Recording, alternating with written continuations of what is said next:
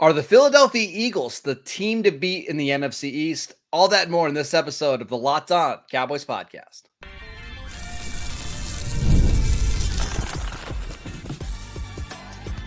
You are Locked On Cowboys, your daily Dallas Cowboys podcast. Part of the Locked On Podcast Network, your team every day. Welcome back to the Locked On Cowboys podcast, part of the Locked On Podcast Network. Thank you for tuning in. We'd like to thank you for making us your first listen every single day. Today's episode is brought to you by FanDuel. Make every moment more. And with the NBA playoffs and the NHL playoffs now over, the sports are stopping sportsing. And this stinks. I hate it. But the summer is here, and FanDuel is helping us with giving all new customers a boost or a bonus heading into the summer daily. That's right. There's something for everyone every day, all summer long. Just visit FanDuel.com/lockedon to get started. Welcome back. I am your host, Marcus Mosher. You can follow me on Twitter at Marcus_Mosher. And joining me today is a special guest. It is Gino Caldwell from Locked On Eagles. You can follow him on Twitter at GC24_football. We are continuing our NFC East preview. And Gino, we've got a lot to talk about between the Cowboys and Eagles. First of all, one of the most fun rivalries in the NFL. But I want to start with this. Now that we are 6-7 months removed from the end of the 2023 season, can you help our listeners explain what happened over the last 2 months with the Eagles? Well, first, I want to say that I was wrong.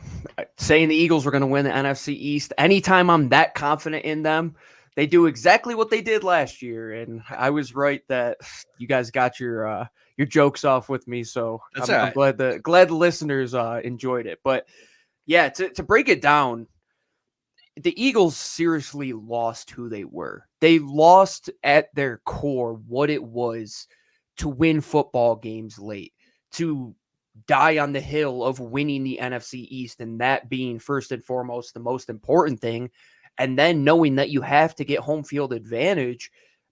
And it felt like once they played San Francisco and lost that game, they kind of knew that their ascent up this mountain, they took a huge tumble backwards. And it was really frustrating because the guys like Jason Kelce and Fletcher Cox that were entering their last year, the rest of the guys to not at least play for them when the coaching situation is just bizarre, where Matt Patricia is now calling plays for your defense because Sean Desai wasn't working. And there's all these inner workings behind the scene with what is Nick Sirianni and Nick Sirianni not doing, and what is he doing with that offense and Brian Johnson. And it was just a lot of finger pointing. But at the end of the day, the players were just broken. They were broken. I mean, there was a moment in the San Francisco game, and I've mentioned this a couple times. I think I said it to Brian Peacock, a host of Locked On 49ers over at the Peacock and Williamson show, that there was a moment in that game, Jalen Hurts gets knocked down. And for the first time ever, you kind of saw his body language falter, and he looks to the sideline and kind of shrugs his shoulders. And it's almost like the war movies when you see the general go down and then the rest of the soldiers are like, what do we do at this point? And when you're going into these games against a team like the Cowboys, who a lot of their core, they were playing cowboy football. They knew that they could score a bunch of points. It didn't matter if they had to get into a shootout. They were going to win that game. The Eagles had no identity. At least the Cowboys and the Giants for a little bit in Washington had a little bit of an identity. The Eagles were they were soulless. They didn't have an identity. They didn't know who they were. They couldn't win games because of their offense. They were losing games because of their offense, which if you look at the money that they were spending was unacceptable. Mm-hmm. You look at the defense, they couldn't stop a ball from rolling down a hill if they wanted to. They were that bad. And you're talking about premier players on the back end just being downright horrific. James Bradbury reverting back to who he was at the end of his Giants tenure, and the Hassan Riddick and Josh Sweat situation where these two edge rushers just don't do anything they did nothing for you in that stretch. And it made a boatload of sense why, looking back now, Howie Roseman sat on his hands after that 2022 season. You lose leaders like Chauncey Gardner-Johnson. You don't replace that player who can change the game in the blink of an eye by changing field position for you. What did they do? They went out and got Kevin Byard, who really didn't do much for you at that time. They kept playing James Bradbury. It took them too long to get the Keely Ringos of the world, the younger guys involved in that defense. And at the end of the day, if you boil it down, they didn't have their Philadelphia identity. And that's what it was. If you saw it, sorry to keep just rambling. No, please. It's a situation that's going to be continued to be studied as long as Nick Sirianni is here, because we really don't know what at the end of the day was the root of the problem. And I'm sure we'll hear more and more, but it seems to be Nick Sirianni could be that guy. So, Gino, one of the things that was so puzzling, because I mean, Dallas and Philly had very similar seasons in a lot of ways, but one of the things that Landon McCool, the co-host of Locked On Cowboys, we've kind of theorized as to why the Cowboys fell apart in the playoffs is they just didn't have very many gritty wins. I mean, they won 12 games, but almost all of them were blowouts. There was only, I think, one game in there that ended up being a one-score game. They just didn't really have that many challenges that they had to overcome during the regular season. But that wasn't the case for Philly. Like, they were winning a bunch of these close games in the first 3 months of the season. Do you really think it was that 49ers game that just shook them to their core and they were never able to bounce back after losing that badly to San Fran? To say otherwise, it would be hard pressed to find examples to look elsewhere, because like you had said, you're in these rough and tumble games. I mean, heck, you're a few weeks removed from Jalen Hurts single-handedly beating Josh Allen and the Buffalo Bills by scoring 5 touchdowns in the second half and overtime. I mean, he carried that team. It felt like the Eagles were at the top of the world at that point. And once that San Francisco game happened, everything faltered. But at the same time, it wasn't, they just fell off a cliff at that moment. There were times during that first half of the season where you're like, oh, they allowed Sam Howell to throw for 300 plus yards and score 30 plus points. Maybe we should have been a little bit more concerned about that. But like you're saying, you have tough wins, and they've won all of these regular season games over the last 2 years. And you're saying the Eagles should be a really good team in the month of December come January. That's why it was so strange to say, is it a core fundamental problem or is it a one-off? And I've used the analogy on multiple shows that if you've ever seen the movie Billy Madison, one of his teachers, Miss Lippy, reading the book, The Puppy That Lost Its Way, it kind of felt like the Eagles were the puppy that lost its way for a little bit.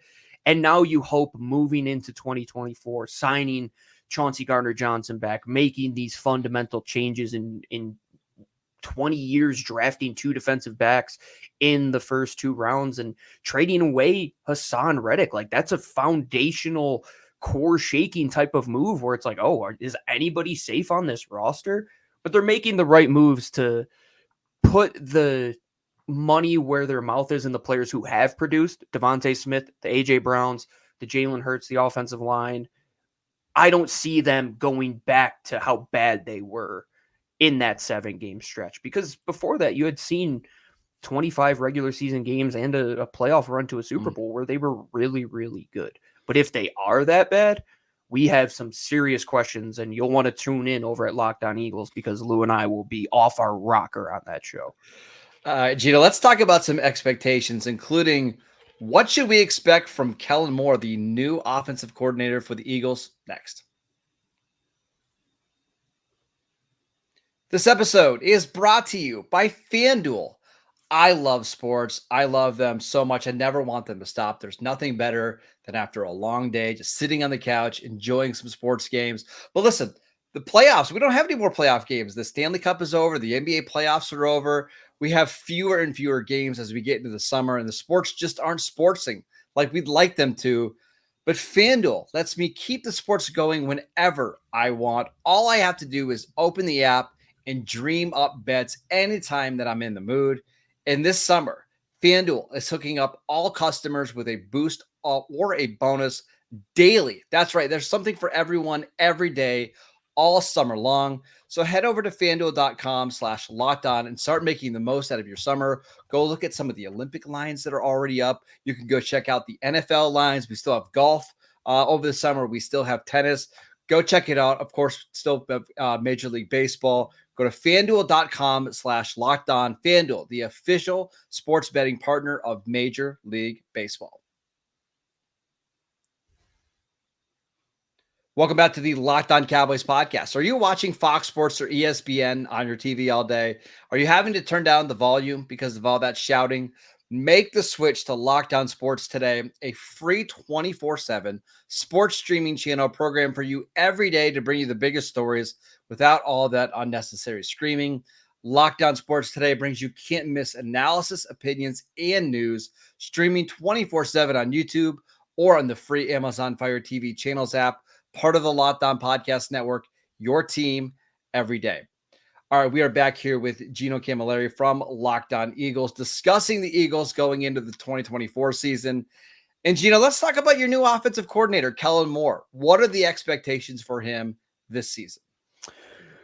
So I'm glad that we got to do this show, and we were kind of chatting about it in our DMs yesterday about how a former Dallas Cowboys coordinator is now an Eagles coordinator and how he could be arguably the best thing for Nick Sirianni moving into 2024. Because I look back at what Kellen Moore did with some of those role players with the Cowboys, the Cedric Wilsons who go off and get this extension from Miami, and the Tony Pollards who's kind of burst onto the scene. And what Kellen Moore did really well in his time in LA and Dallas, I felt, was moving guys around the formation. You just look at the numbers. I'm an analytic. You look at how much he uses motion.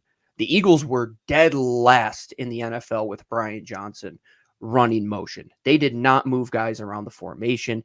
It was static. They lined up two guys on each side. You knew that they were running mirrored, daggered concepts, and you kind of could just call out their plays for most of the time. But Kellen Moore, he is going to have a boatload of guys in his arsenal now with Saquon Barkley back there, and they draft some role players like Will Shipley, and now you add an Anais Smith and a Johnny Wilson to the rotation. I think he's going to help elevate those guys behind A.J. Brown and Devontae Smith, and at the same time, make their job a lot easier as well. And I've said this a lot with guys like Brian Peacock. I use the Deebo Samuel analogy, but here at Locked On Cowboys, I'll use the CeeDee Lamb analogy. Like, yeah, how awesome is it when CeeDee Lamb just beats a guy off the line and he just beats him in one-on-one coverage? Yeah, that's really cool. You show the athleticism and his ability to be an elite receiver. But at the same time, how great is it when you can motion CeeDee Lamb across the formation and the entire defense is now focused on this one player, and we could get other guys free releases or even give CeeDee Lamb a free release, and he's going to take this thing potentially to the house just by getting the ball in space. Why they did not use A.J. Brown and Devontae Smith and Dallas Goedert like that in that manner last year with Brian Johnson was puzzling. And Kellen Moore, you're hoping that just by that element of moving guys around the formation, it will make their job easier. It will make Jalen Hurts get into this kind of confidence mode early on in games where you could just get the ball out into space, put it in the receiver's hands.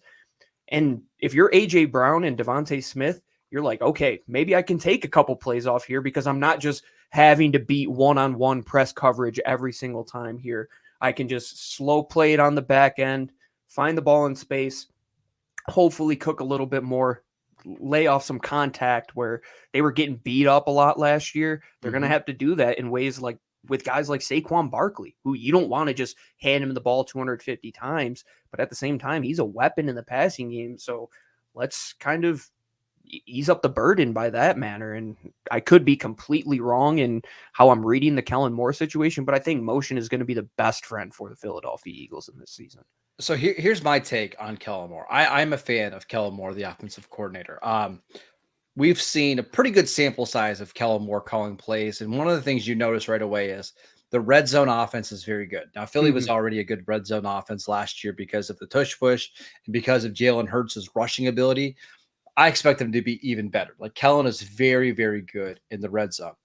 He also has a big collection of plays, and a lot of them are very creative. Like, you can't build an offense around trick plays. That's not what I'm saying. But every week he'll have 2 or 3 wrinkles where if you need a big play, he'll get you one. And this is something that we noticed from the Cowboys whenever Dak Prescott wasn't playing, whether it was in 2021 where Dak missed a Sunday night game against Minnesota, or in 2022 when Dak missed a 5-game stretch with a thumb injury, he would do some creative things to take some pressure off of your quarterback just to help the offense, get jump started. You mentioned the Cedric Wilson. Like Cedric Wilson would throw 3 or 4 passes a season, and almost all of them would result in a big play. So that stuff is really, really encouraging. On top of the motion and the different formations, he's going to use 3 tight end sets. And on the next play, there's going to be 4 receivers. Like, you're going to see an increase of the personnel groupings just because of Kellen Moore. The one concern, actually I have 2 concerns about Kellen. He comes from the Jason Garrett mold and line of coaching. And unfortunately, that shows up a lot when it comes to like big third downs, rather than creating a nice pick route or a rub play or whatever. It comes back to these comeback routes that require the quarterback to get rid of the ball on time and accurately, and then the receiver to make a play after the catch. That's fine, but you're asking a lot of your quarterback, and you're also asking your quarterback to throw into a lot of tight windows with anticipation and accuracy. And I'm not saying that Jalen Hurts can't do that, but it's going to put it's definitely going to stress him a little bit more in terms of his accuracy than ever before. I look at that point and I almost say that's what Jalen Hurts had to do last year, just because of the play calls and everything. Yep. It was, I have to fit a ball in a tight window because I'm not getting helped out by my offensive coordinator. So maybe that negative point that you're saying could end up being a positive for the Philadelphia Eagles, but just the idea of having a 13 personnel grouping out there and changing it up from just running 11 all the time and just having the same 4 guys lining up, and you knew exactly where the ball was going to go. And hopefully they can elevate some of these guys, because I always go back to Cedric Wilson. Like, how instrumental was he for those couple years to where he went to Miami, got paid because of how well he played as that 3rd wide receiver and 4th receiver, really. 4th receiver, yeah. When you had Amari, CD, and Michael Gallup, he was the 4th I forgot receiver. about Amari in there as well, yeah. And he made enough plays that the Dolphins felt like they needed to give him big money. Kellen Moore deserves a ton of credit for helping players like that become real X factors in the offense. And they need that. I mean, Quez Watkins, ever since his rookie season, you look at the Super Bowl, how big he let them down, just not finishing his route time after time and not catching the ball at the highest point. And it's like, they need guys like that to step up. And now we'll see if Paris Campbell could potentially be that guy. I'm not the highest on him, but we'll see what he can do out of the slot. I'm higher on the young guys that they have in that rotation, and I'm high on the idea of what Saquon Barkley can bring to this passing game as well, because you look at the running back rotation that the Cowboys had for the longest time. I thought he did a really good job balancing those 2 guys and getting the best out of them. And now that you have Saquon, you still have Kenneth Gainwell behind him, who the Eagles organization is really high on, and they trust him in situations. So how can they get back to that 1-2 punch in the backfield as well? And we'll see if the Cowboys, though, they kind of know what Kellen Moore is, and they can stop him going against the Philadelphia Eagles. But bringing that creativity and making defenses guess a little bit, you can at least put a little bit of a strain on them week to week, rather than just, here's the same 50 plays that we have, study our tape, and you know exactly what we are going to do, which it felt like Brian Johnson did all of last year. All right, Gino, let's debate whose division is this going into the 2024 season next.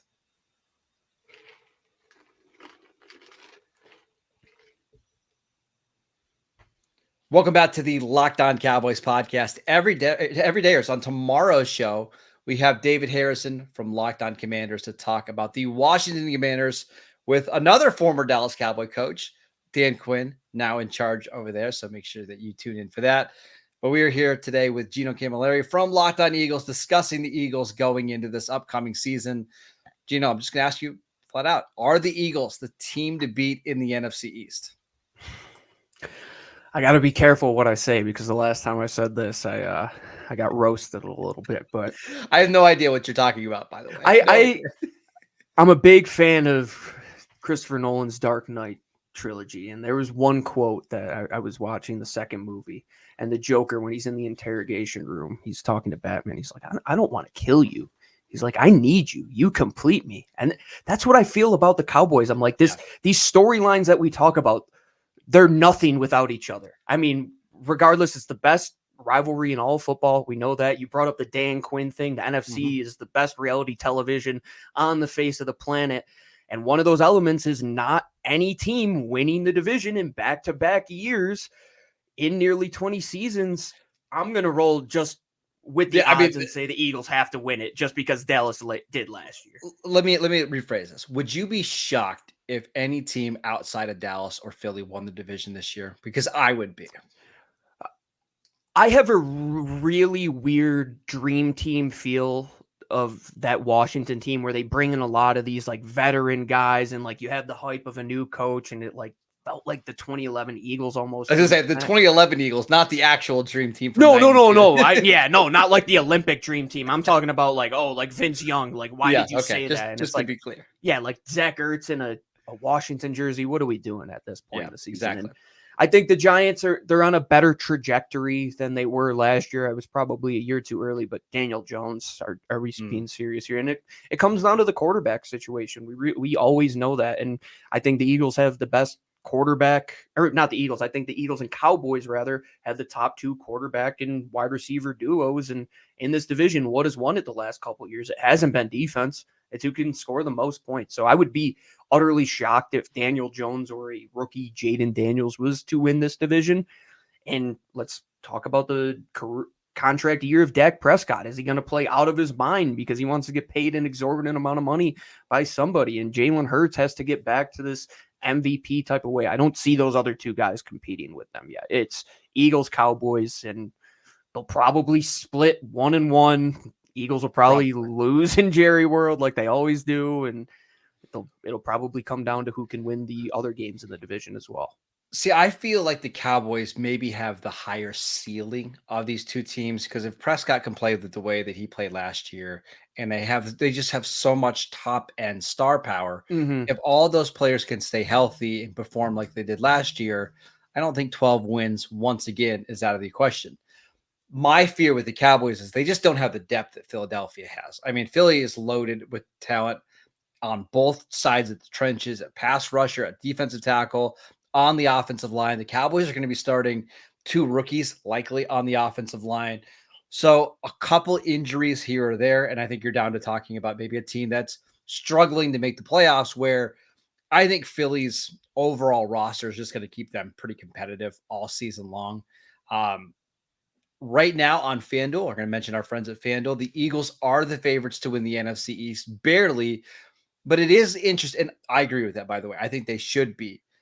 It is funny in the national media how I think so many are writing off the Cowboys this year after a horrible playoff loss and saying there's no way they could get to 12 wins. But you look at the odds and it suggests that, hey, this is really probably a coin flip, or maybe it's 52-48 Philadelphia.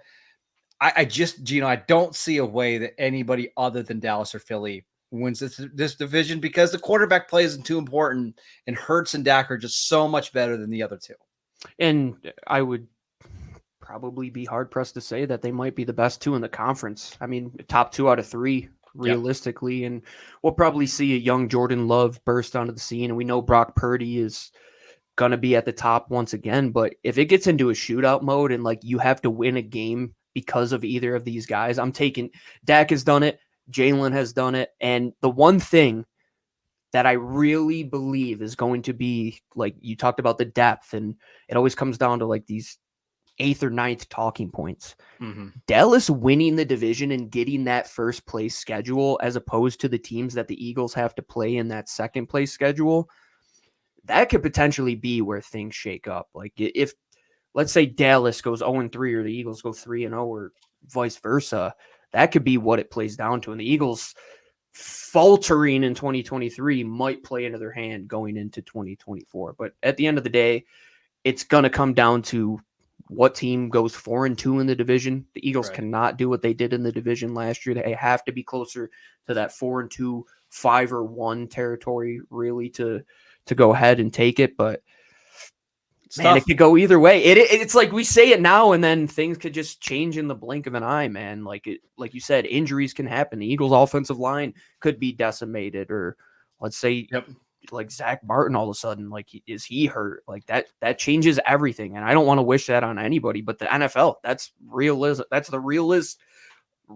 possibility each and every season, is that one injury changes the outlook for one of these contenders. And you mentioned the first place schedule. So the Cowboys, the extra games they have this year are the Lions, the 49ers, and the Texans, where the Eagles, I believe, will play. It's the Packers, which that's a hard game. Yes. The Rams and the Colts. Now, who knows? Maybe those three teams end up being better than the other three, but I think a lot of people at least believe the 49ers and the Lions and even the Texans are all three Super Bowl caliber teams. Scary, man. Right. That's a tough team. Maybe instead of going 2-1 in those three games, you go 1-2. And like, as we saw last year, that's just a difference in winning the division. Yeah.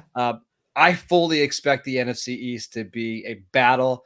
Can't wait for it to happen. Gino, I cannot wait for us to do our crossover Thursday episodes. Those are always so much fun. Go check out Locked On Eagles. Check out Lou. Check out Gino. They do an absolutely fantastic job. Go follow Gino on Twitter at GC24_football. I'm at Marcus_Mosier. Go download the Locked On Cowboys and Locked On Eagles podcast wherever you get your podcasts. We are free and available on all platforms. Go check out the YouTube channels as well. And we will see you guys right back here tomorrow.